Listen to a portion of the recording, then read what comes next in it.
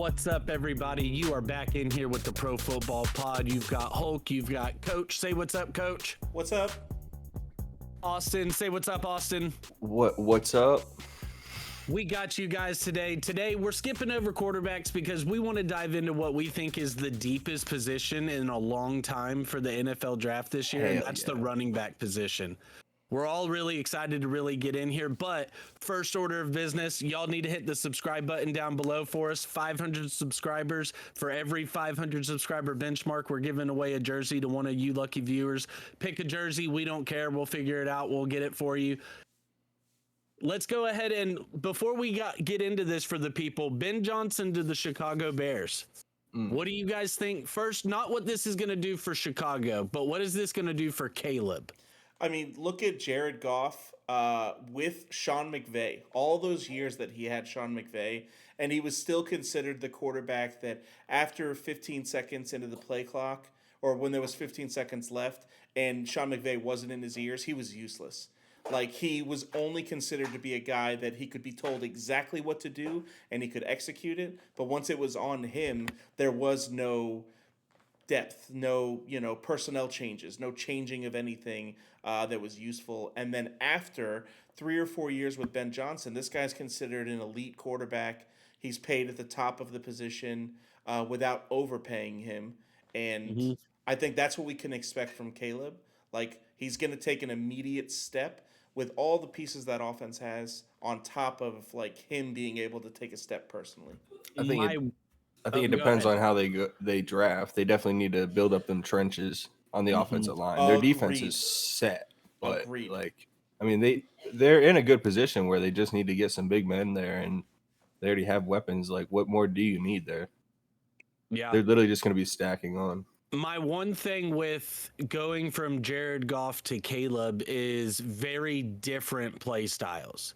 Like, Goff is pretty much your statue, read the field, make the throw, which Caleb, not saying he doesn't have that ability, but it's a matter of how much do you want to rein in his improvisation?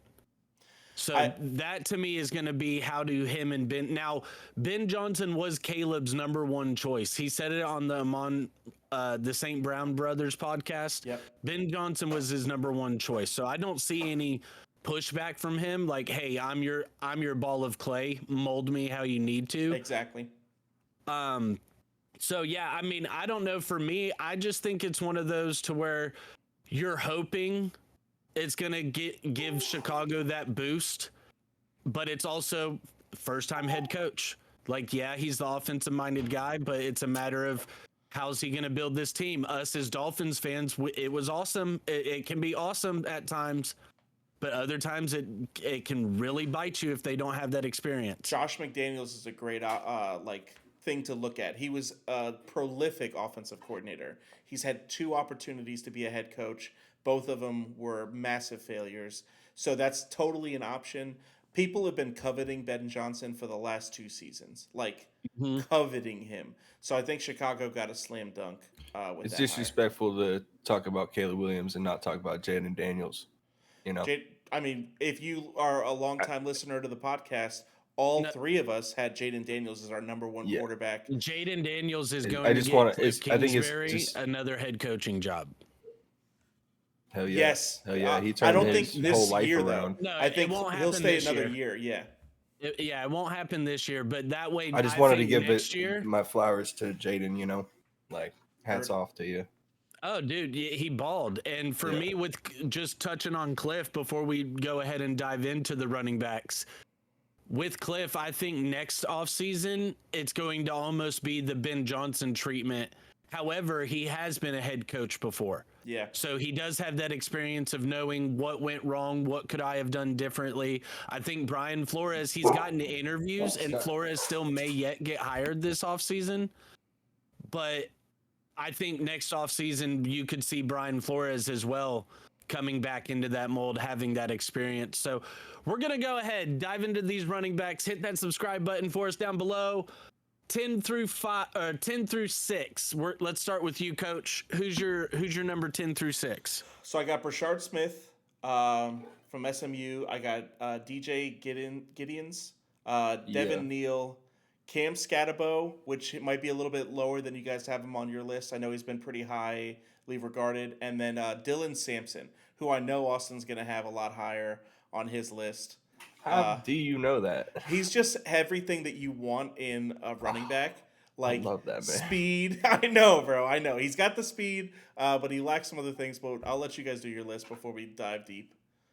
Okay, yeah, because I didn't have Brashard on my list at all, and I did have Giddens on my list. How I just had him, kind of in the honorable mention slots. He didn't quite make my list. Okay. Austin, go ahead and give us yours, 10 through 6. 10 through 6, I got DJ Giddens from Kansas, Rashad Smith, SMU, Khalil Mullins from Michigan, Quinshon Judkins, and Dylan Sampson.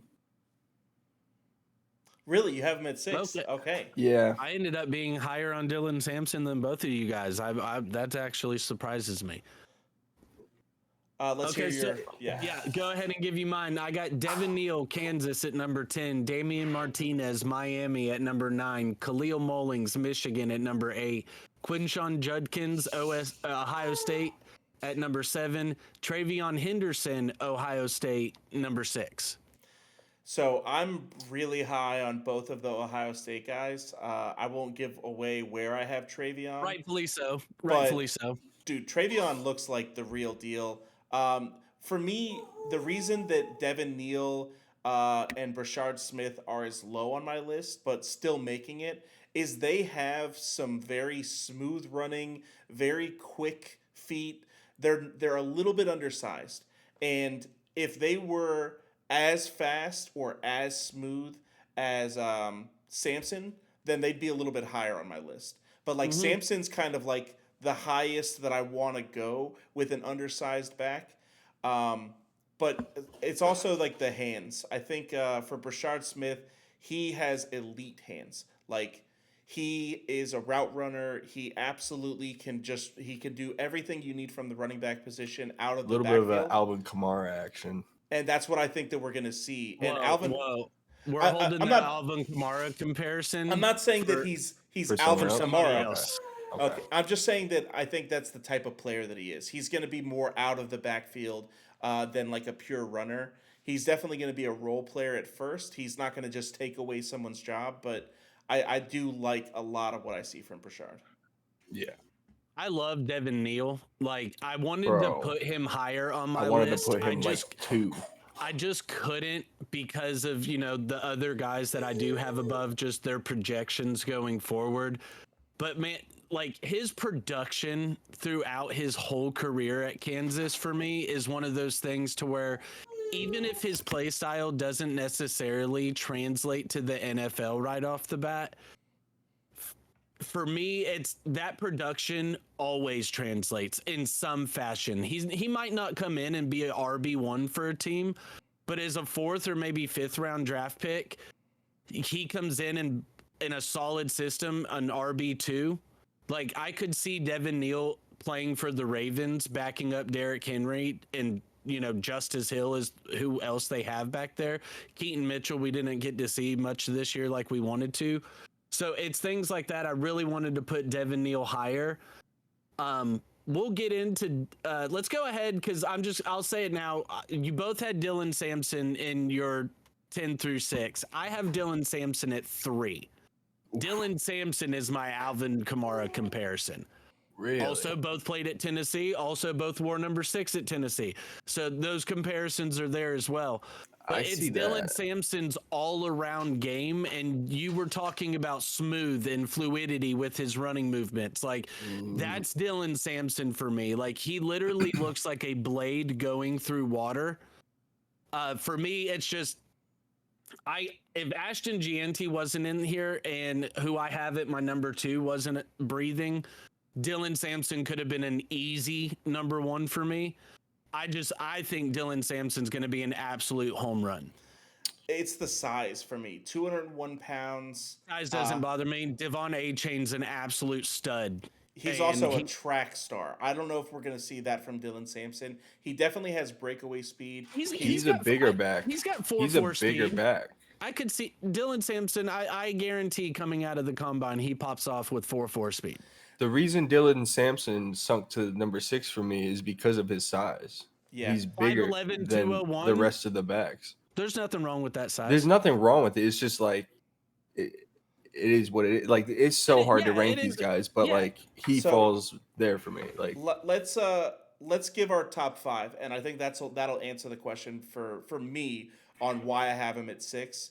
Is I have Quinshon Judkins at 5, who is also a little bit of a smaller back, very quick, very fast. He's not too small. He's not too small, like but AP, he's almost not AP size. I think Travion Henderson, who I have at 3, and Caleb Johnson, who I have at 4. Those guys are like the prototypical size speed. They kind of have. They're not the fastest guy on the field, but they feel like they have every tool that you need. I just do want to point out though, you said my boy Dylan Sampson was too small at 5'11", 210. Travion's 5'10", 208. So I just throwing that grenade out there real quick. Just doing that. He feels like it's the way that he runs, the way that he deals with contact. Travion is more of like a brick shit house. Like he's just more, his muscles are more compact on his body there. Quinshon though, I do got you. 6 foot, 220. Yeah, okay. He's also got really nice hands. And then Caleb Johnson at 4. Caleb playing with Iowa, that offensive line was amazing. He honestly, in a lot of ways, looks like the most complete back that we have. I give it to Omarion Hampton as my number 2 because of where he played and what he had to, like, his adversity that he had to deal with to put up the stats that he did. I think that he didn't have an easier go at it in the way that like Caleb Johnson did. He also is a complete everything. He does all of it. The only knocks I've even seen on him are his vision. And like I honestly don't see it too much. He also doesn't have a lot of receiving work. His vision's some of the best I've seen. That's what I'm saying. Like he's looking like 30 yards down the field. Like he knows what's happening. And then obviously, I feel like this list would be a lie if people didn't put Ashton Jeanty. I know he played for a small school. I know, but everything this guy does is gonna contribute to the next level. He looks like Bijan, like straight up.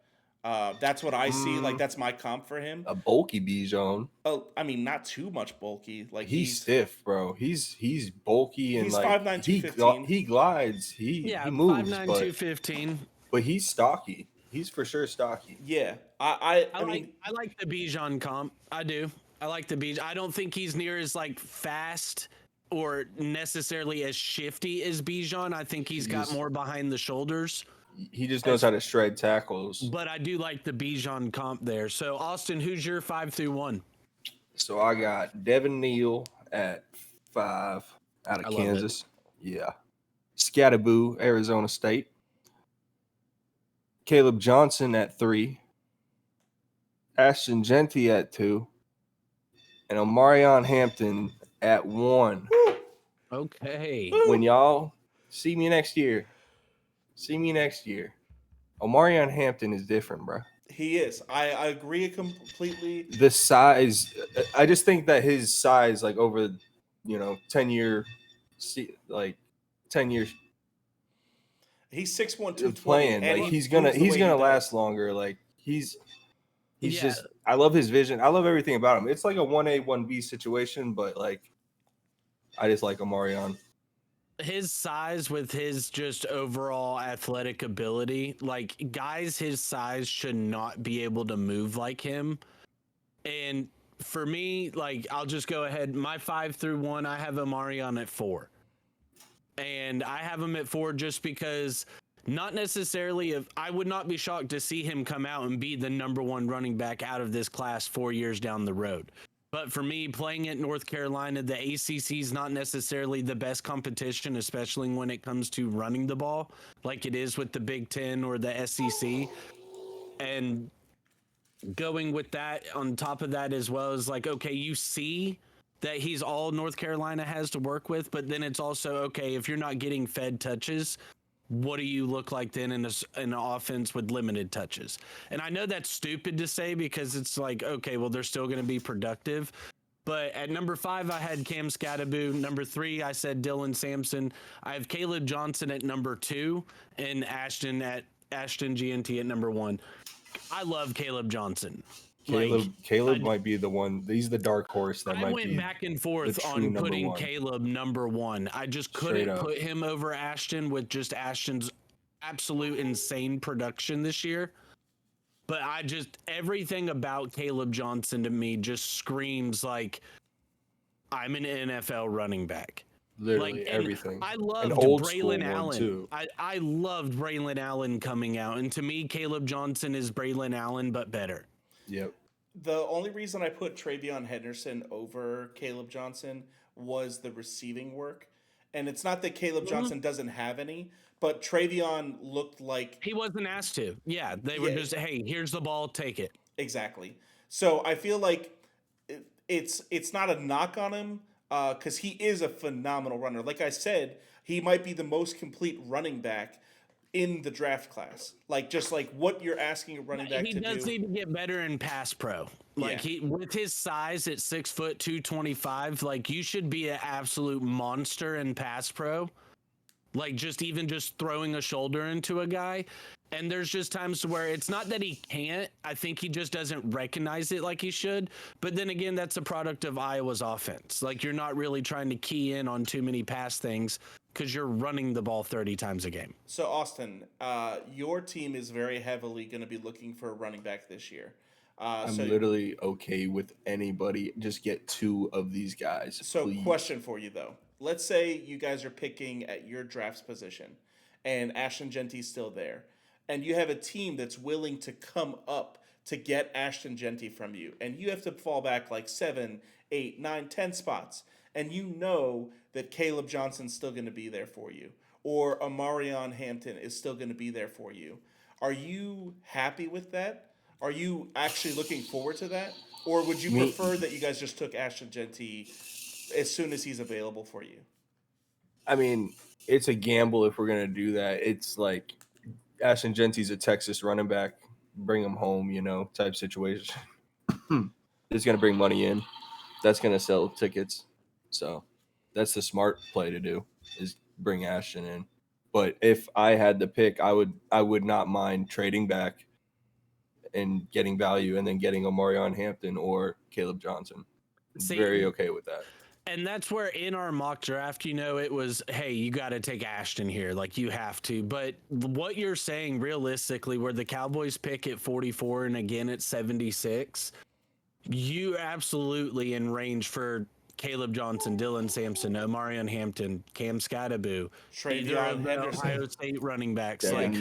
So that's why we wanted to do this position of our first positional rankings videos, is because of how insanely deep the running back position is this year. I want to mention the honorable mentions. Like these dudes deserve it because I was constantly like scooting them in and out. Like we got at 11 through 15. 15 through 11, we got Ollie Gordon out of Oklahoma. Yep. Kyle Managanamu out of Rutgers, the Rutgers running back. Okay. Jordan James, Oregon. Trevor Etienne out of Georgia. Etienne. And then Travion Henderson out of Ohio. I can't believe you don't have him in your top 10. I saw what Clyde Edwards-Helaire's career did, and I don't want to see that again. See, I see a lot more, and I don't really want to. I'm not taking it all the way there, but I see a lot more flashes of Zeke from him than I do a Clyde Edwards-Helaire. I'm not trying to say he's Ezekiel Elliott because he's not. No, because Travion Henderson, Quinshon Judkins is more Zeke style. Between those two, swag and everything, the way he carries himself. Watching Travion and watching Quinshon, I watched them back to back. Like I was evaluating one and then the other, and then I went back and forth. And they're both great, and they both played behind probably the most expensive offensive line in college football. But I think Travion just has a lot more things that I'm looking for, like the things that I said in my breakdown are Quinshon Judkins has breakaway speed. He's got decent power. He's a good route runner. He hits the hole hard, and he's very patient. But then from Travion, he's elite vision. He's got the size, the speed, the patience in the hole is on another level. Like, he's so willing to wait and wait and wait. He reminds me of Le'Veon in that way. He's a great pass catcher.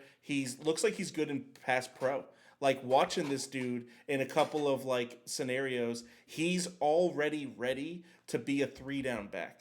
Like, I don't think that there's many that are just going to step into a 3-down back role right away.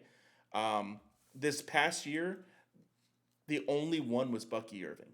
Like, Bucky Irving is the only running back that we saw last year. That Who told you? We were all pretty high on him, but you were definitely no. The He highest. wasn't even on your chart. You were definitely the highest. He wasn't even on your thing, on your list. You asshole. Not on the original one, but he. Austin, I need you to. How did you say that running back from Rutgers? Yeah, say that Oh. one more time. Oh, Kyle. You talking about Kyle from Rutgers? Managanawe. Managawe. Managawe. Say it again for him, Justin. Kyle Manangai. Oh, see, I wasn't that far off. Yeah, you were way I more. really You fucking added wasn't. like 3 extra syllables, bro. Oh, well, I'm sorry. I got dyslexia. I can prove it. How do y'all feel about RJ Harvey out of UCF? He was on my honorable mentions. I had RJ Harvey, DJ Giddens, Jarquez Hunter from Auburn. I also had Kyle Manungai and Trevor Etienne from Georgia. My only issue with RJ Harvey is he looks a little bit stiff in his like open field moves. Like his cut is very much like plant the foot and then make a move. And I feel like it's gonna be, I don't know. He runs a little bit angry, but it just doesn't. I don't feel like that's gonna translate well enough. He's gonna need a couple more tools in the tool belt to be able to like break linebackers at the NFL level. But he had a lot of really good things going for him. Very stiff movements. Yeah, we can't have that. So, hey, we got running backs through. We did it. If there's anybody else that should have been in our top 10 or that you guys think that we need to be watching a little closer, go ahead and shoot that down in the comments for us. Help us, help Please. you. Better scouting for us ourselves so we can do better scouting for yourselves. Hit that subscribe button down below. Tell your friends, tell your family. Every 500 subscriber benchmark, a jersey's coming to one of you lucky people. Next week, we are going to dive into the quarterbacks next week, so we're going to give that to you because people just love the quarterbacks. It's a tumultuous class. I'm excited to get into it because it's not as deep as it has been for us. So we're going to get into that. We love you guys. We appreciate you guys. Peace out. Hit the outro music. Oh.